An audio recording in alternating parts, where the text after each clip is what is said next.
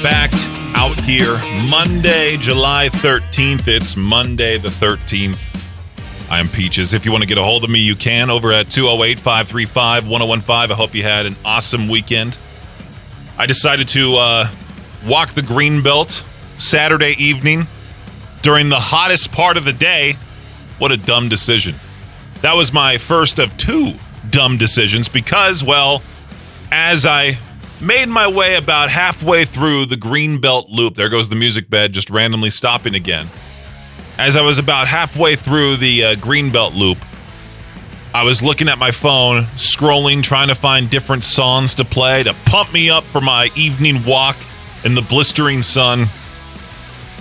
And I didn't pay attention to where I was walking, and there was a little bit of a hole in the concrete. It wasn't that deep of a hole. It was a little bit of an indent.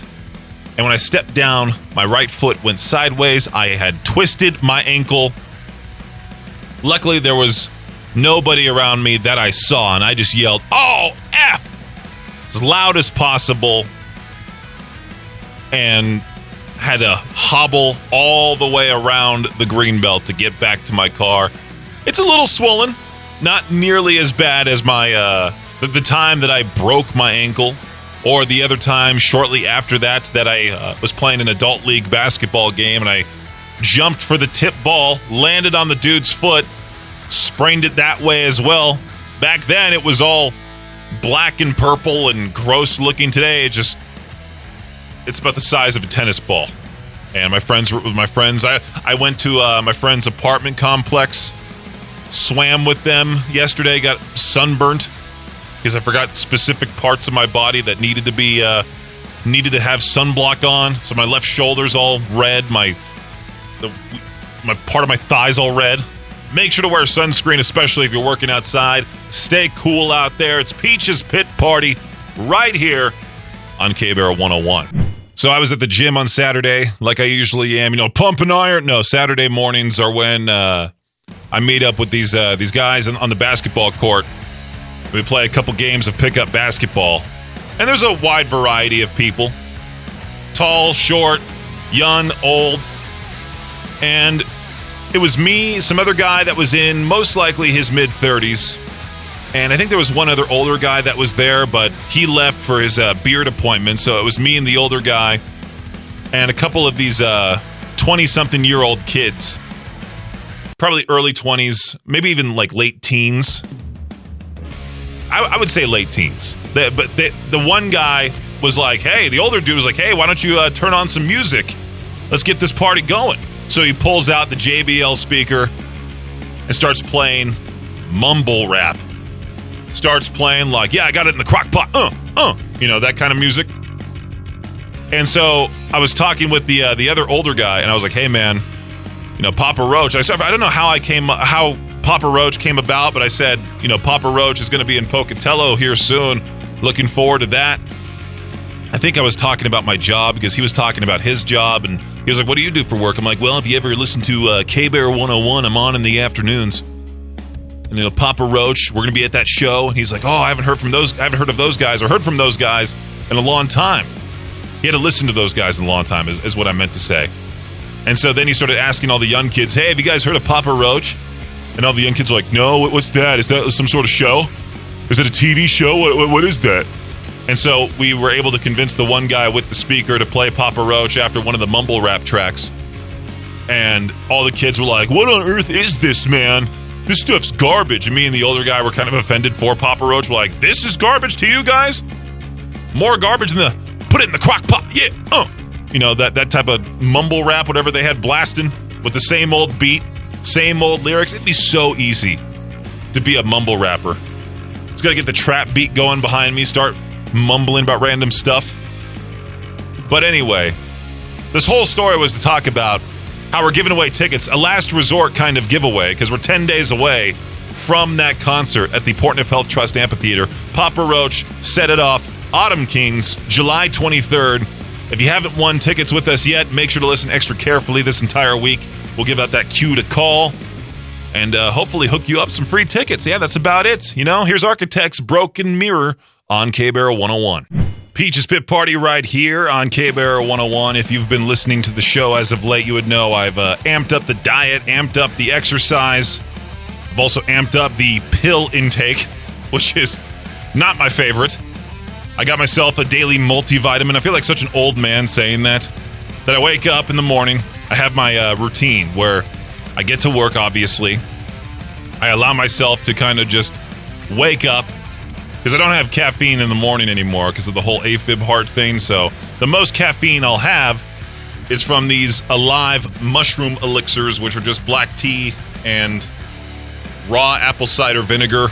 You know, it's like 20 calories. It's just black tea for the most part, but it's carbonated, and it's supposed to taste like cola. Does it actually taste like cola? Well, there's only one other person that I know that likes this beverage, and that's Maddie from down the hall, and I'm shocked she does. I thought she would have hated it, but sometimes I'll drop her off one too. But anyway, yeah, I'll have one of these to wake me up, and then I'll start downing my pills, which sounds a whole lot worse than what I'm actually doing. I'll take my heart medication, take the anxiety medication. I'll take my multivitamin after I've had my yogurt in the morning. This goes to show I'm eating like a 65-year-old man. I'll have my Greek yogurt with blueberries because, you know, they're nice and soft. They're good on my old teeth. Yogurt with blueberries, banana. Once I'm done with my 2 yogurts with the blueberries and the banana, then I'll have the daily multivitamin because I think you're supposed to take that with food. I'll have my vitamin D3, my fish oil as well. Gotta love that fish oil. All those liquid soft gels. I stupidly opened up the container of these soft gels in my bag, my fanny pack of pills that I carry around. So the fish oil I'm still finding remaining fish oil pills in this fanny pack. That goes to show how old I'm acting with this fanny pack full of medications. I got some omeprazole. Got some Tylenol as well. I'm ready to go for all the situations. All right, I guess we'll talk about this. This woman has drawn mixed responses after wondering whether she should break up with her boyfriend over his, quote, disgusting chip addiction. She wrote on... Where did she write this at? Some type of subreddit? Let's see, it's loading here. Oh, she posted it on mumsnet.com. /talk/ am I being unreasonable? Mumsnet.com. All right. She wrote that she had been dating this guy for months and that he is kind, treats her well, but she got the ick after watching his junk food habit.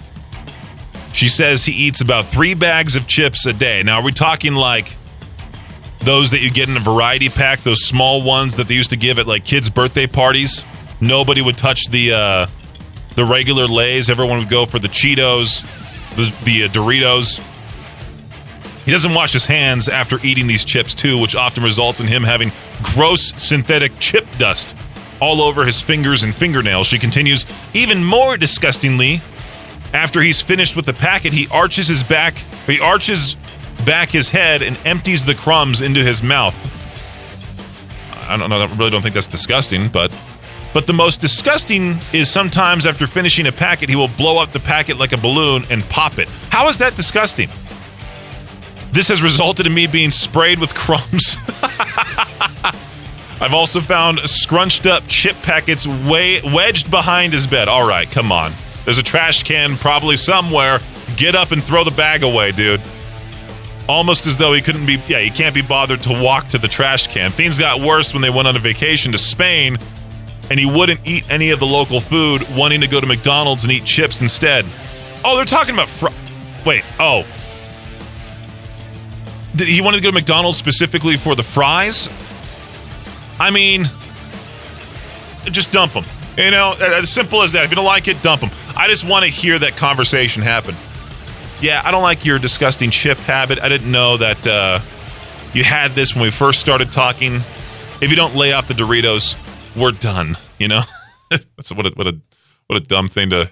It's not really disgusting. It's just a funny predicament. Here's Poppy, Time Will Tell, on K-Bear 101. Tom Brady threw to dozens of receivers over the years who helped him get all those Super Bowl wins, but it seems like he doesn't like dealing with their personalities. In an appearance with the Kelsey brothers on the Kelsey Brothers podcast, new heights.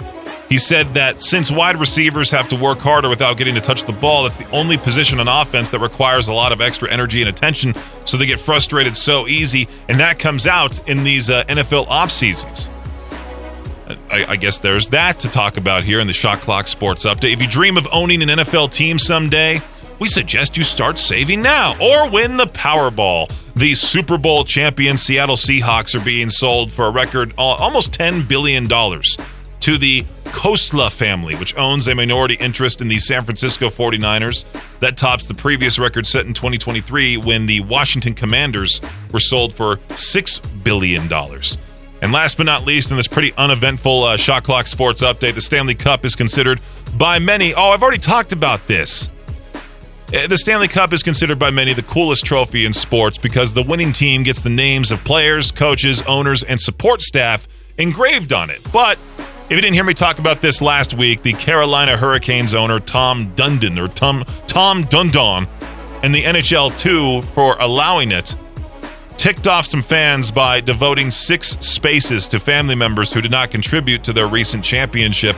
Tom Dundon was joined by his wife and their 5 kids among the 52 names put on the cup. And since the children's ages ranges from their early 20s to elementary school, it's pretty clear that they weren't involved in day-to-day operations or personnel decisions. So yeah, I guess there's that to talk about too. That's your Shot Clock Sports Update right here on K-Bear 101. Idaho's only rock station, K-Bear 101. Now, when somebody posts a specific band, like on their story, for example, their Instagram story, I know someone who always posts what they're listening to at the gym on their Instagram story, and they're trying to share their hardcore taste, I think, or I don't know. They're mostly listening to whatever's on the K-Bear playlist, to be quite honest with you. But there's this one particular post, that this person made a few days ago where they posted an AI band. That band Bleeding Verse that's popped up from time to time. Yeah, they posted that band. And do I be that guy that says, hey, that's entirely an AI band, you shouldn't support them? Or do I just let them be happy posting this band? I guess I don't want to be like that kid from the Polar Express that goes, you know what kind of train this is? You know what kind of band you're posting? That's obviously AI band. I mean, people can listen to whatever they want to listen to. And me personally, it's like if somebody's posted before that they're against AI, but then they post that AI band, then I'll say something. But if they're just enjoying that band and they like the way that it sounds, I mean, good for you. I'm sure I'm not going to be the only person to tell that person, hey, that band's AI, you should stop listening to them. I was once again scarred for life logging into my Facebook over the weekend, and I had to see Jade wearing short shorts right in front of Old Faithful. I guess he went camping, and he was out of the office since like Wednesday. It was nice and peaceful without him here, you know. I don't receive those emails when he's gone. It says, hey, where's this at? You know, he'll send you an email first thing in the morning. Why hasn't this been made yet? What's wrong with you? Get that posted, you moron. All joking aside, I'm glad that Jade was not the one who was seriously injured by a bison. I do feel bad for this old man that has gone viral. You know what sucks about having something like this happen to you in the modern age in 2026 is that not only does it happen to you, but also it gets shared everywhere. Nate Eaton posted it. Then I saw it get shared by a bunch of other news sources. Apparently it was all over Reddit. This man, I don't know how old this man is, but he's old enough to have a grandkid. And he was just in the wrong place at the wrong time. This agitated bison, you can tell this bison was just upset for whatever reason. It was rolling around in the dirt for who knows why. This angry bull bison then chased after this poor old man. And I think there was a lady next to this old man that was wearing a Dolphins jersey. I did see the joke that, look, there's Miami getting rocked by Buffalo even in the offseason. His name is Mike McLeod. He's a professional photographer from Bozeman. He was following all the rules, all right? I'm going to defend this guy because he was getting trashed in the comments by these people. Look what happens when you act like an idiot in a national park. Clearly, he wasn't. Clearly, he was just on the trail. Again, wrong place, wrong time, was just minding his own business. This dumb, angry animal runs up and just launches him 8 feet into the air. Did he, break a hip? What happened to the man? Oh, yeah, there's the picture of the bison just rolling around. He's in the background just minding his business. He's on the trail. The National Park Service even said he was at a safe distance, at least 100 yards away from the bison. They stopped for some pictures while the bison laid down, got back up, then the bison lost his mind. So I hope this guy can recover fast. Feel bad. Don't be a tool, Ron. I'm not saying this guy was, but for those people who are tempted to take a picture with the fluffy cows, don't do it. I hate to ask this question, but why exactly do snakes exist? I know we've had those people in. I forgot exactly the name of their sanctuary, their rehabilitation for. No, it's not necessarily rehabilitation, but we've had those people stop by the studio with snakes, and sure, it was nice to carry around the snake and all of that, or see the different snakes, see how big snakes can actually be. But rattlesnakes, dude, let me tell you, those things are the worst thing on the planet. All right? What positive things do rattlesnakes what do rattlesnakes do that's good for the planet? Do they take care of the mice population? Is that it? Well, I feel like all snakes take care of the mice population, but every single time I hear about a rattlesnake, it's about the story involves some dude getting bitten. This Idaho man was attacked by a rattlesnake while visiting his parents in California. He required a large amount of antivenom to keep him alive. The hospital he went to ran out after using a whopping 36 vials. He spent 12 days total in intensive care units of 2 different hospitals where medical professionals used antivenom. Could you imagine? They run out, so they got to take you to another hospital. Chris, who was on vacation with his wife, Jenny, and their 3 children, was in the backyard checking a leaking pipeline when the snake just attacked. You don't hear that rattle, I would think, right? You don't hear that and then it comes out of nowhere. I bet that bite is vicious. That's going to suck, especially right in front of the kids. It says right here, my kids started freaking out. Dad's going to die. They had to quickly drive to the hospital. Did he get helicoptered to a different hospital? Yeah. He was transported by hospital helicopter to a different hospital after that one hospital ran out of antivenom. So if you see a rattlesnake, just killed that thing. Here's a Treyu, all for you on K-Bear 101. Idaho's only rock station, K-Bear 101. So there's this guy in the office by the name of Colby. I believe he is our account executive. I don't know exactly what his title is. He's the business manager. He deals with numbers all day long. But if you see this dude, he's giant.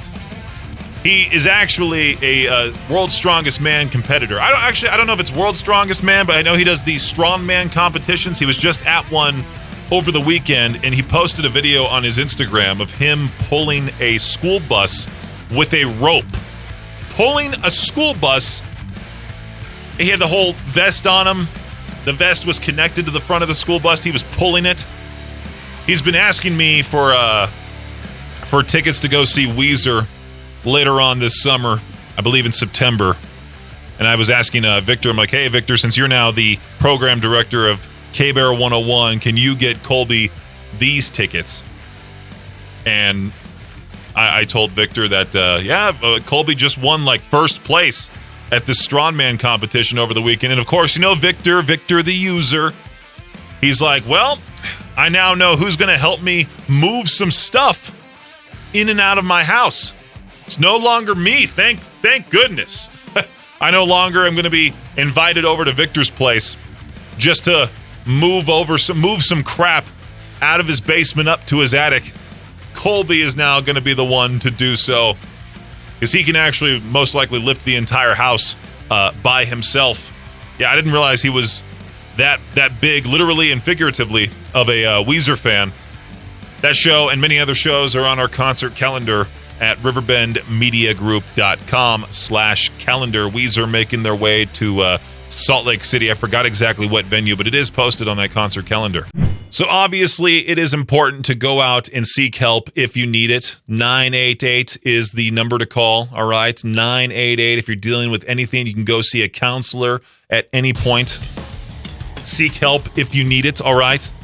If you're dealing with anxiety, bipolar disorder, like this man that I was reading about by the name of McLean Waddle. He's 41 years old. Back in 2015, he decided to drive from his home, a 25-minute drive from his home in Indian Trail to Carowinds to go try this new roller coaster. This new roller coaster called Fury 325 features a 325-foot drop, speeds up to 95 miles per hour. It is an extreme coaster. He rode this roller coaster for the first time back in March of 2015. As soon as the ride was over, he realized his keys were missing after the first ride. So familiar feelings of anxiety began to build. So instead of freaking out, he decided, you know what? I'm going to ride this roller coaster again and again and again. He ended up riding 10 times that day, and with each time, he had a stronger feeling of something unexpected, he said. I just felt amazingly calm and clear. Fast forward to the 4th of July weekend, from March 2015 to now, this guy has completed his 14,000th ride on Fury 325. It's become a part of his routine. I don't know if the park just allows him in for free or what, but if he pays the park admission every single time, how much money he has potentially spent at this amusement park is probably quite baffling. But he rides this to help to treat his anxiety, his bipolar disorder as well. Which, if you have any issues at all, I wouldn't recommend just straight up going to Lagoon and riding their biggest coaster. No, I would just suggest, hey, you should seek help if you need it, all right? 14,000 rides on the same roller coaster. Roller coasters are supposed to help you with kidney stones, too. I remember reading that. Some lady rode Thunder Mountain at Disneyland, and somehow her kidney stone just passed right through because it's such a bumpy ride. Dude, this story is insane. This customer reportedly suffered a fatal medical emergency inside a store in Los Angeles. Of course, it had to be L.A. Employees say they performed CPR, but the customer could not be saved. What has people talking is what allegedly happened next. According to employees at the store stayed open for hours with the person's body remaining in the bakery section while it was screened off with shopping carts and umbrellas. So as customers continue shopping, there's just this body lying there. The grocery chain says it worked with emergency responders, tried to handle the situation with privacy and sensitivity, but the incident has sparked a lot of criticism and questions about how situations like this should be handled. What do you do? Just close the store immediately, kick everybody out? Hey, somebody died here. Get out of the store right now. You get that loss prevention officer, which I find hilarious. Loss prevention officer. You get like that scrawny dude that's still in high school, working that position, thinking he's somebody special with a badge, just telling everybody to get out of the Ralphs because someone died. That'd be the worst place to die, too. One of the worst places. Not the worst, but you just die at a random grocery store in Los Angeles in the bakery section. You're right there next to the sourdough. They block off your body. You just close the store. All right, just close the store at that point. I'll have to send this story to my friend Matt. See if he knows which grocery store this one is, or maybe he's been to it before. I don't know. Oh yeah, that's right. I forgot. Skillet dropped a new track July 10th called "Scream." I might need to play that for "It's So New" coming up here in just a few. I know Nickelback is going to release a new track, I think tomorrow. Coming Out of the Cage, whatever it's called. They've been teasing it online for quite some time. That wasn't the whole point of me talking on the air right now. What I wanted to talk about is this specific thing where you ever look at someone and think, wow, yeah, they totally matched their first name.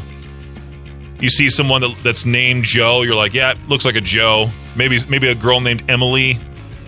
According to new research, there may actually be something to the fact that, hey, you meet someone that's grown into their name.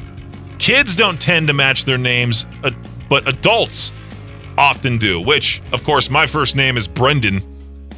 I've been told I look like an Adam, which I don't know how I'm supposed to interpret that.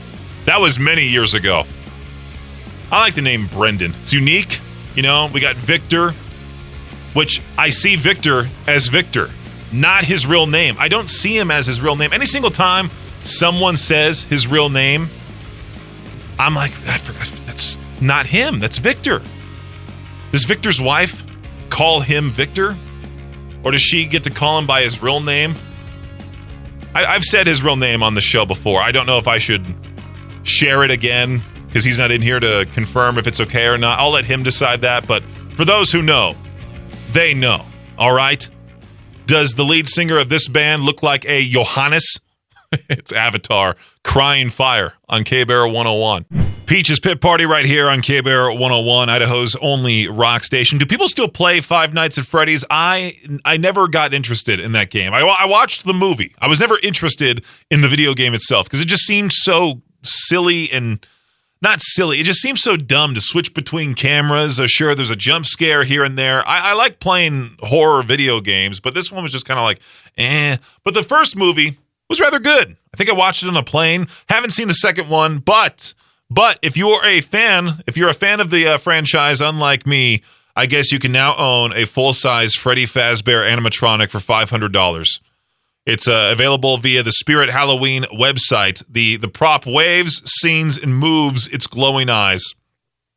There you go. If you're already preparing for Halloween, I mean, we're still a few months away. I have seen a few of those people that have said online, like, oh, the 4th of July is over with. Now it's time for Halloween. My own sister, even.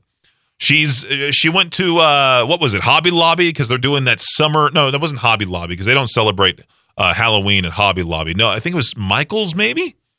She went somewhere for a summer-ween event. And was it Ross, TJ Maxx that I saw? These pumpkins that were already out, like these plastic pumpkins with sunglasses on them, because it's a summer ween. Apparently, summer ween is a real thing, kind of like that. There's Christmas in July, that whole thing. Anyway, if you want to own the full size Freddy Fazbear animatronic and you have $500 just to throw away, there you go. Caramel from Sleep Token on K-Bear 101. I've talked about this on the show a few times. How it was a few years back. I was getting ready for work. I got into the shower, and the shower mat that I had just bought the night before slipped out from under me. I think I grabbed onto the shower curtain and just fell out of the shower completely. Just fell out of it. I almost hit my head on the counter, the bathroom counter, which would have been the end of me, which would have been one of the worst ways to die because somebody here in the office would have been like, hey, where's Peaches at? And then they don't hear from me. They try calling me, all of that. Then they make their way over to my apartment. One of them has to come see me naked. My shower's running. There's blood everywhere, that kind of thing. Luckily, I ended up being okay. I stupidly was just like laying there for a couple of seconds, realizing what I did, and then got up and was able to continue showering. Then I talked about it. I think it was right before traffic school powered by the Advocates that morning anyway, too. The reason why I'm talking about this is because there was this story that just popped up of this 82-year-old woman in North Carolina. She fell into her bathtub and became trapped there for 9 days. She survived by using her foot to turn on the faucet so she could splash water into her face to stay hydrated until deputies finally found her after her brother asked for a welfare check. 9 days. Nobody was checking in on Grandma. Other than the 9 days later, they finally do show up and she's just in the bathtub screaming, help. Give Grandma a life alert. Well, she's now recovering, plans to move closer to family. I hope she moves in with the family. They have that seated tub. I think my parents have a chair in the shower too. So once you reach that age, man, it's necessary. Idaho's only rock station, K-Bear 101, The Offspring. Why don't you get a job? Well, if you want to get a new job, HireEastIdaho.com is the answer. If you're looking for a meaningful career where you can make a difference, visit HireEastIdaho.com to browse local jobs from local companies. This week's Hire East Idaho Job of the Week is for an inventory management position at Mountain West Farm Equipment in Idaho Falls. Mountain West Farm Equipment is a family-owned agricultural equipment business serving dairies and feedlots across Idaho and surrounding states. The benefits include health care, dental, retirement contributions, sick leave, vacation, holiday pay. Pay starts at $20 an hour depending on availability and benefits package. Apply today if you're interested. HireEastIdaho.com, where you'll also find hundreds of other opportunities from employers across East Idaho. Hire East Idaho, connecting people with opportunity. Here we go with today's What the Headline. Imagine driving to work, looking over and thinking, wow, that homeless encampment got huge overnight. That's exactly what happened in downtown San Francisco. People were confused after a massive tent encampment suddenly appeared in the financial district. Turns out, it wasn't real. It was an incredibly realistic movie set for a new Netflix AI thriller being directed by Joseph Gordon-Levitt. The fake tents looked so convincing that people thought the city had moved an encampment overnight, while others even reported it to city services before realizing it was a part of a film production. I do love that somewhere there was a guy willing to work or walking to work going, I swear this wasn't here yesterday. Then 5 minutes later, they see, oh, there's a camera here. Oh, this whole thing's fake. I mean, with San Francisco, you never know. That is today's What the Headline right here on K-Bear 101. I've discovered something about the fitness industry. If you make it sound futuristic enough, somebody will spend $3,000 on it. A tech reporter bought a $3,000 workout suit that uses electrical muscle simulation or stimulation to shock your muscles while you exercise. Celebrities like George Clooney have praised it, but after using it, the reviewer said it actually made him work out less because he started replacing his normal workouts with the suit. Ended up sending it back $3,000 to get electrocuted on purpose. My grandparents would have called that like touching the electric fence. Can you imagine explaining that purchase? $3,000. Some people have too much money. If getting in shape was as easy as zapping yourself, every electrician would have six-pack abs, I'll stick with walking. Doesn't cost $3,000. It might cost me a few $100s on new running shoes because I think my running shoes are on their last limbs here, whatever that phrase is. I think my running shoes are about to wither away. I need some new ones. Anyway, here's Mafra with her cover of Doomed on K-Bear 101.